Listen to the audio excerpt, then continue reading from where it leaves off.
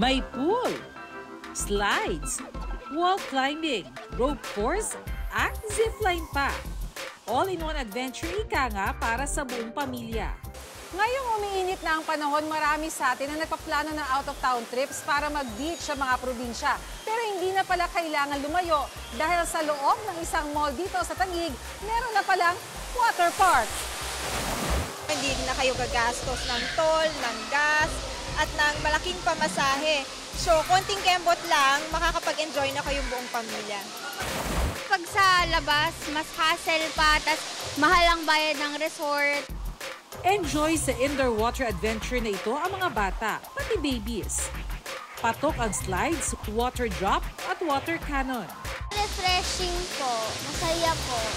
Maganda naman lahat. Wala naman kahit anong extreme. Siyempre, kahit mga child at heart gaya ko, enjoy rin sa mga water activities dito. Para sa GMA Integrated News, Bernadette Reyes, nakatutok 24 oras.